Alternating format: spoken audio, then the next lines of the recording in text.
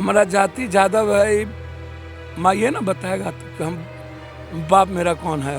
अब माँ ना बताए तो बाप का पता चलेगा। अब किसको, आप तो भगवानों को जाति आप लोग बनाए हुए हो। राम को राजपूत बना दिए, परशुराम को ब्राह्मण बना दिए। बिहार में 286 जाति है और जिसमें 20 जाति को ही मात्र अभी तक बेनिफिट मिला। अरे दादा, इंसाफी क्या होगा? अगर जाति मांगा ही नहीं, हम लोग भी हैं, आरक्षण मांग लिया और लालू यादव जी चले गए माय पर, दुए जात पर। लालू यादव और बीजेपी दोनों मिलकर बिहार को बांटा। कांग्रेस के साथ सत्ता में 10 साल रहे, जिसमें ये 5 साल मिनिस्टर थे। तो उस वक्त आप जाति जनगणना करा लेते या विशेष पैकेज ले लेते या राज ले लेते। जाति जनगणना का आधार इन दबंग जातियों को कुर्सी पर बैठाने होगा। अदगल गगरी छलकत जाए, टकासेर भाजा खा जा, ये ना चले। नमस्कार, आप देख रहे हैं लाइव सिटीज़। मैं हूं आपके साथ सौरभ राज। बिहार में जातीय जनगणना होगी। मेरे साथ पप्पू यादव हैं। आपकी तो जाति यादव है ना? जरा एक बात बताओ जी। हमारा जाति यादव है। माँ ये ना बताएगा कि हम बाप मेरा कौन है। अब माँ ना बताए तो बाप का पता चलेगा। नाम में तो जुड़ा हुआ है ना। अब किसको, आप तो भगवानों को जाति आप लोग बनाए हुए हो। राम को राजपूत बना दिए, परशुराम को ब्राह्मण बना दिए। हम बनाए कि नेता लोग बनाए? कृष्ण को ज्यादा बना दिए, किसी को अब वाल्मीकि को डोम बना दिए। वाल्मीकि डोम है, रामायण की रचना की, वाल्मीकि को डोम बना दिया। राम भगवान हो गया तो वाल्मीकि भी ना भगवान होंगे जो रामायण की रचना की। संत रविदास को चमार बना दिए। वाल्मीकि को राम नहीं मानता है, संत रविदास को डोम नहीं मानता है। बाबा साहब अम्बेडकर और कबीर को मानने वाले लोग में जाति का फर्क नहीं ना है जी। अब जैसे आप जाते हो राजस्थान जी, तो वहाँ तो सभी जाति के लोग जाते हैं। वो क्या कहते हैं, अजमेर शरीफ जहाँ बोलते हो जी। और कबीर को तो सब मानते हो। और सिद्धि साईं बाबा कौन जाति है, किसी को पता है? तो पप्पू यादव के जाति का पता और रंजीत रंजन के जाति का पता काहे का ढूंढ रहे हो यार? अच्छा, जब आपसे पूछा जाएगा जातीय जनगणना में तो आप क्या लिखवाइएगा? किसमें? जब जातीय जनगणना में पूछा जाएगा कि पप्पू यादव किस जाति का? राजेश रंजन। हाँ, राजेश रंजन, प्रकृति रंजन, सार्थक रंजन, रंजीत रंजन। लेकिन जाति क्या लिखवाइएगा? भाई जाति पूछेगा, कॉलम देगा हाँ, तो लिखेंगे, तब उसको क्या करेंगे? जब डिफाइन है जाति, हाँ, कर दिया इन लोगों ने, तो सवाल जाति जनगणना का मत करो जी।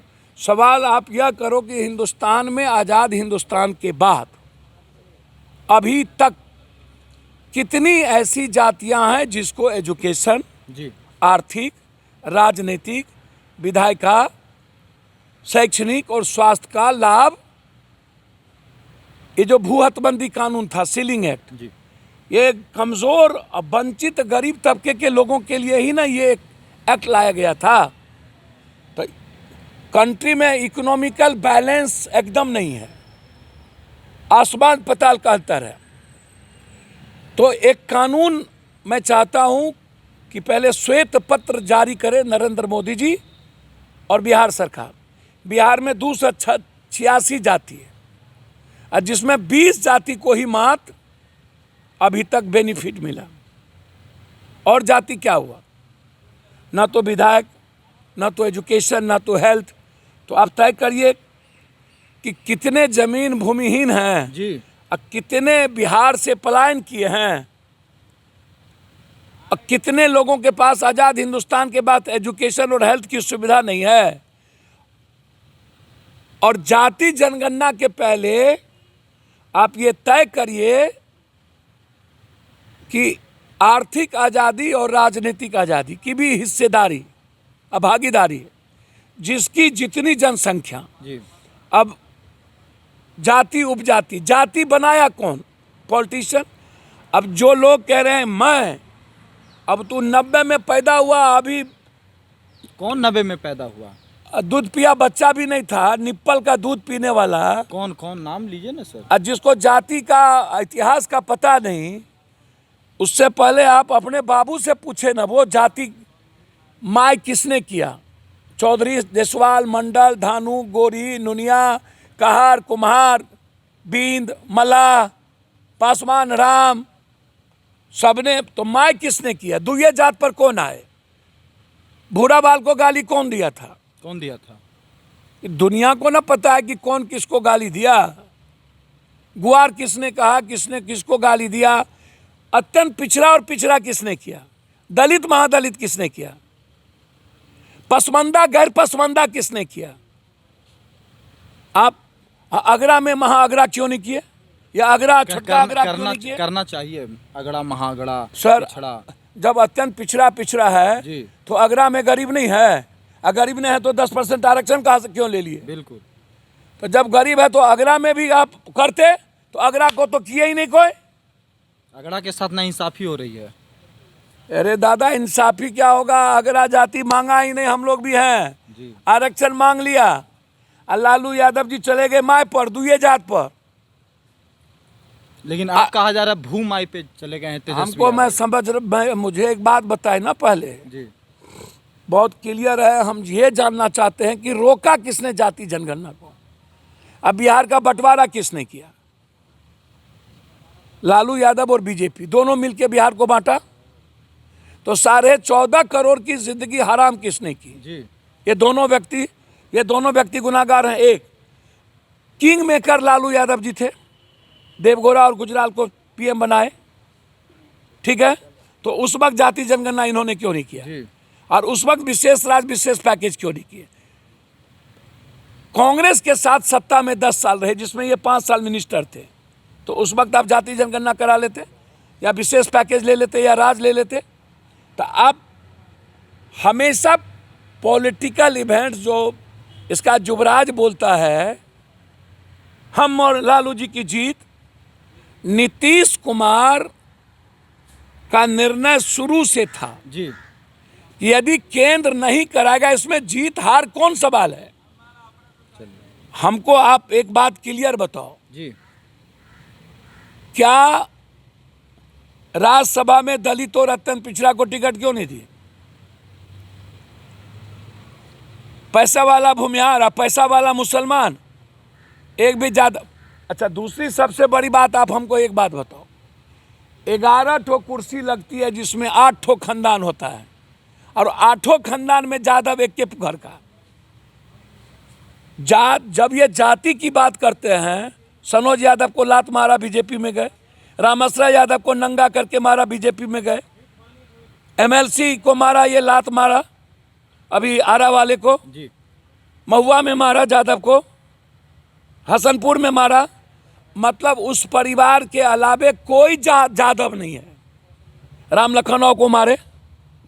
लालू यादव सत्ता में आने के बाद यादव का रिकॉग्नाइजेशन पैदा हुआ, रिकॉग्नाइज हुए। राम लखन बाबू बगैर सत्ता के यादव के लीडर बने थे,